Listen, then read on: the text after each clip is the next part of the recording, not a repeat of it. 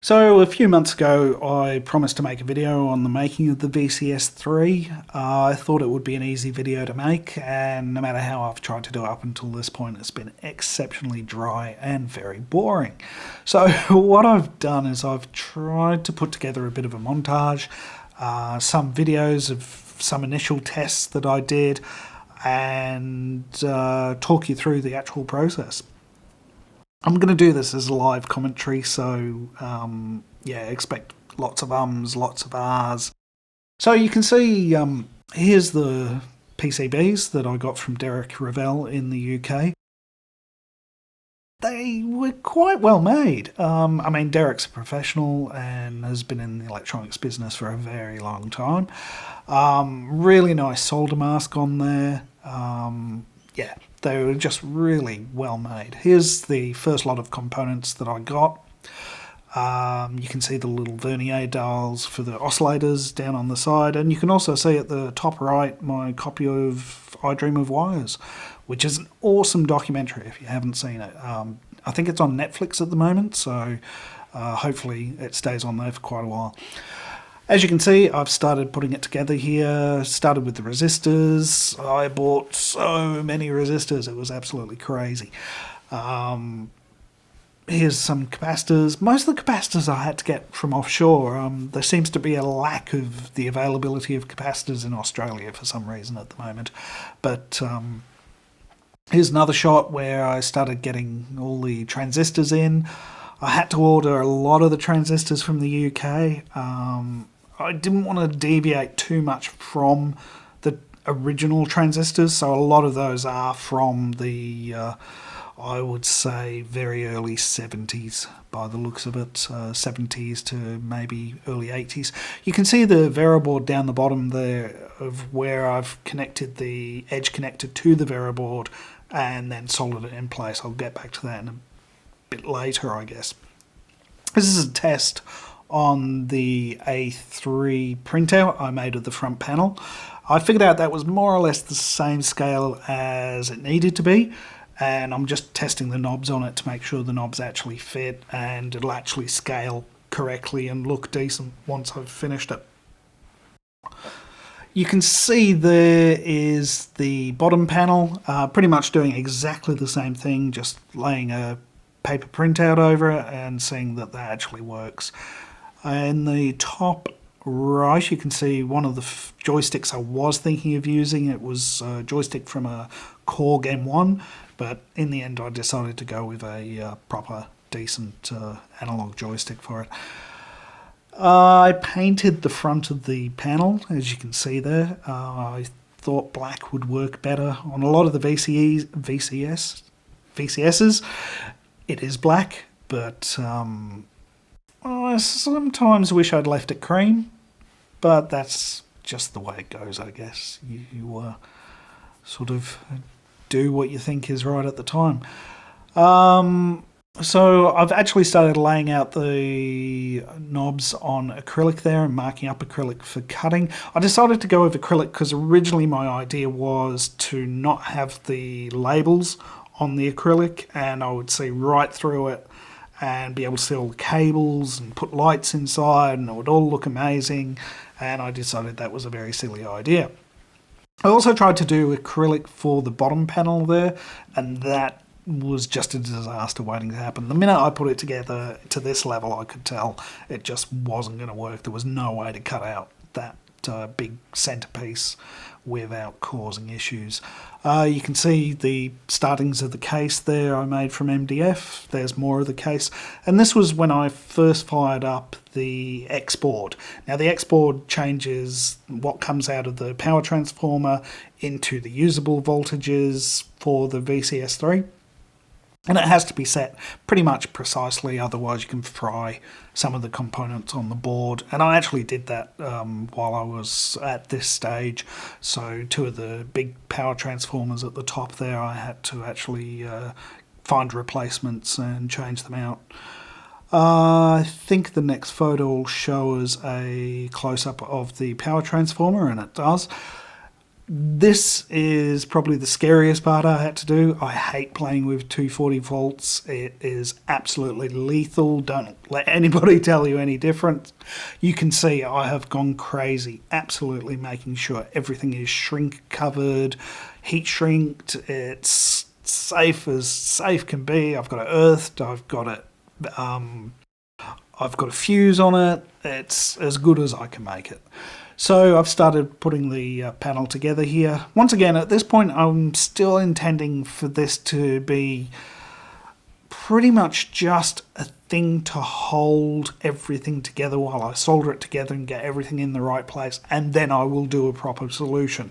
I still haven't done that, but it's very much a temporary build because, as I think I might have said earlier, you get to a point in the build where unless if it's all together and you've got the patch bay and you've got the knobs, there's no way to test if the thing's actually working or not. And surprise, surprise, when I did put it together and got it up and running, it didn't work at first, and we'll see a bit more of that in a few moments. So you can just see as I'm sort of cabling it up, I'm putting in little supports for the PCBs, slowly wiring up the patch bay. I tried to do really good cable management. Honestly, I tried so hard and it just was so many cables. It turned into a living disaster. So one day I will go back and fix this up, but there's probably, and I am not joking, there's probably 30 or 40 hours of just pure cabling for this synth.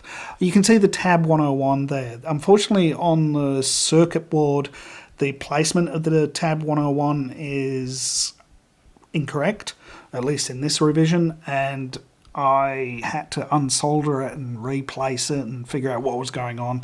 If I'd looked at Dave Revell's website, he actually had a note on there to say it was incorrect, but I eventually sorted it out. So this is where it wasn't working, but it was powering up, and I think I've got a little clip next of where I finally did get some sound out of it. So you can see it's a bit of a mess. I was working, I think, until about 1 o'clock in the morning. So here's a clip of some of the first sounds it made.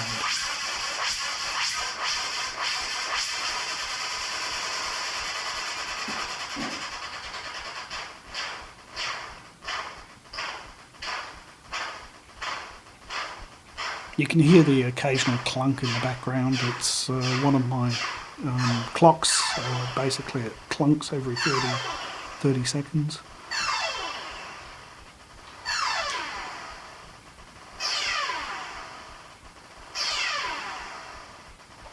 The original VCS3 actually has stereo speakers, or left and right speakers, or however you want to use them. I haven't installed speakers in mine. I much prefer it going through an amplifier, and then I can add reverbs and things like that to it. And here, I think, actually I know I was running it through a set of headphones and almost killing the headphones. So here you go. I've realised the acrylic is not going to work for the bottom, and I've sort of jerry-rigged it up and taped the decals to the actual patch bay just to once again keep working with it, get it to the point that it's working. So this was where I got most of the synth working, and I've got a stainless steel bottom panel made from a local metal merchant. It was an absolute nightmare to drill into for the holes for everything to go through. Here's me just sort of slowly figuring out where everything will go. I had to change the arrangement of a few things just due to the size of the patch bay, being that the patch bay is like probably almost twice bigger than it should be. So I sort of got it the way I wanted it, and then of course drilled it out. You can see here a video I shot, and it shows you after it's been together for a while, you can actually see dust that's collected on where the actual patch bay is being used, and you can see the sort of size difference there. So it's probably, double the size it should be. Once again, there's cables absolutely everywhere in here. I really should have done better cable management. I thought I was doing a good job, but I just did not realise how many cables this thing actually uses. Another thing is, because it's not in its final form still, I haven't used a lot of shielded cables, so there is the chance I will get some noise through some of these cables. It doesn't actually seem to pick up anything, but I would like to go back and actually shield some of these cables properly and, you know, make sure everything is really nice. There is a bit of a hum on the synth, but I think I caused that myself through an accident I had a bit earlier than this, where probably at a very, very late night of testing and pulling out the boards and putting the boards back in, I actually put the Y board, which is the second board, in the slot for the X board, and that meant it ended up getting, where it's expecting maybe a maximum of, you know, 12 volts or something, ended up getting 24 volts to something that had, you know, no buffer on it. And unfortunately some of the transistors got fried on the Y board. So I've still got to replace those transistors. They're incredibly expensive. There's an example of the laser print sheets that I used, which were quite tricky to work with. But basically I laser printed onto these sheets. They're sticky, as you can tell, and then I just varnished the sheets. So, you know, by rubbing with my fingers or over time through use and abuse, that all the details would actually stay on the synth. A bit more of a close-up of the front panel. You can see I've still got protective plastic on there at the back. Probably should have removed that, but like I say, it's still eventually going to be redone. You can see there the panel meter that I was going to install, but after I had the disaster with the acrylic on the bottom, I just decided it was just going to destroy the acrylic if I tried to install something that big. So time to open up the synth, I guess. You can see that I used a big chunk of aluminium down the bottom there. A nice little zoom up there. And literally I just drilled through that and installed a really nice and secure, safe power supply, power point. And, you know, put the input and output jacks and all of that in. I probably should have lined it up a little better, but the drill bits were getting a bit blunt after drilling into the steel. So we'll open it up here and see inside the synth. You can see the little holes I've put in the back of the cover there. That's just to let a bit of heat in and out, or actually both. It's really early design of electronics for synthesizers, and you do get stability problems. So as things get warm, the pitches rise, the ranges of the oscillators actually change. So there's the boards. I haven't secured them down, as I keep saying, and you're probably sick of me saying at this point. The case is temporary. I will do a much better one. So this is up and running, it's working, I've been using it for ages, I've not had any problems with the boards, so for the moment I'm quite happy with them just to be loose like that. They're quite a firm fit, as you can see, and probably hear in the background me pulling those out. That thing I took off the top, that's for the main power transistors. They do all the work of actually pulling down. So you can see pulling down the voltage. So you can see here the different parts of the PCBs. So right at the top we've got the voltage regulator. I actually did damage the voltage regulator. I think I mentioned it earlier when I was doing the initial parts of the testing and had to buy two of the new transformers at the top. They're the two silver transformers. That's the main amplifier section. So I don't think that's where I'm getting I'm getting a little bit of hum from the synth, and I don't think it's coming from this section. Like I say, I think it's coming from Y board. So, as you can see, majority of that's amplifier and voltage control. Across the way just a little is the last thing really on this board, which is the reverb. So that should actually come up. So you can see the reverb amp there. I still haven't put the IC in, so right in the middle or just above the middle you can see IC4 and there's nothing there. That's because I haven't completed it. Still don't have the reverb tank. I will get to it at some point, but I am just using plugins at the moment if I want to recreate that reverb. So the ring modulator, like I said, the metal canned dual transistors just below where I've got the ring modulator just above the external input amp. That's where I ended up putting the component in backwards. The external input amp, this is where I think I'm getting the hum from, because these transistors were quite severely cooked. One of them almost melted, so when I swap those out, I'm sure, almost guaranteed that that'll go away and I'll have a much cleaner signal path. So there is the filter. It uses a diode filter, so most synthesizers use what's known as a transistor ladder filter, mostly or entirely created by Dr. Robert Moog, but to sort of get around any problems, I believe, or maybe it was, even a bit cheaper than using transistors to use diodes. There's arguments whether it's a 24 dB, 18 dB, 32 dB. My guess is it's a 24 dB filter, and I do like the sound of it. It sounds a bit clinical, but very unique to this synth.